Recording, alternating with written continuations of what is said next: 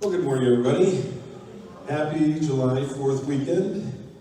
Living in freedom, living in a free country, something to give thanks to God for. He made it all possible. And so many people in the world don't live in freedom. They live in bondage, they live in fear. We've got a lot to be thankful for. And amid those hot dogs and hamburgers, remember that. That's the reason for those hot dogs and hamburgers. It's interesting that Mary was saying to begin with, she said, we need to proclaim who he is. Just coincidentally, my reading is about the question, who am I? We find Jesus and the disciples in just actually about 25 miles from Galilee, where he did a lot of ministry, a lot of miracles, a lot of teaching. And he's in Caesarea Philippi, or Caesarea actually. And we begin with Matthew 16, 13 through 19. Matthew 16, 13 through 19, if you want to follow along. When Jesus came into the coast of Caesarea Philippi, he asked his disciples, saying, whom do men say that I am? That I am the Son of Man? And they said, some say that thou art John the Baptist, some Elias, and others Jeremiah or one of the prophets. He said unto them, but whom do you say that I am? And Simon Peter answered and said, thou art the Christ, the Son of the living God. And Jesus answered and said unto him, blessed art thou, Simon Bar-Jonah, for flesh and blood hath not revealed it unto thee, but my Father which is in heaven. And I say also unto thee, that thou art Peter, and upon this rock I will build my church, and the gates of hell shall not prevail against it. And I will give unto thee the keys of the kingdom of heaven, and whatsoever thou shalt bind on earth shall be bound in heaven, and whatsoever thou shalt loose on earth shall be loosed in heaven. And then he commanded them not to say anything about it because it wasn't the right time yet. So we see a couple things happening here. We see that Peter is called blessed because he recognized who Jesus was. Jesus wasn't just a rabbi or a teacher. He wasn't just an inspirational speaker. He wasn't just somebody that dazzled the crowd with miracles. He was the anointed one. He was the Messiah, the Mashiach.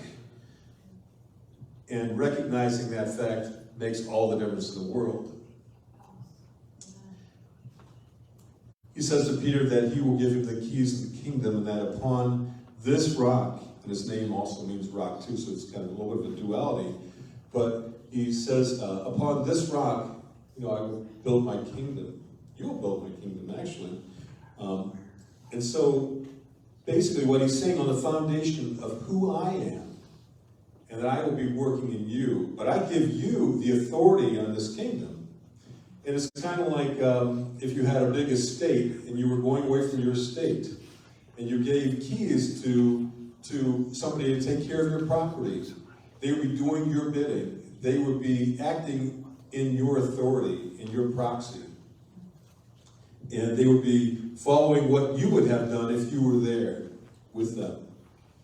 And so this is what he gives to the disciples later on, a couple chapters later on in Matthew 18. Also in John, we see the same situation where he's giving the disciples charge and authority. So where am I going with this? What I'm doing right now is I'm saying that we are the modern disciples. We are the followers of Jesus. If we recognize who he truly is, then we need to be acting on the authority that he's given us. I think in German, the German language, you have two words for know. You have the word kenne, like ich kenne, which would mean I know something, like a fact. I know knowledge. I know that George Washington chopping on the cherry tree is actually a myth. I know that, but I don't really know it intimately.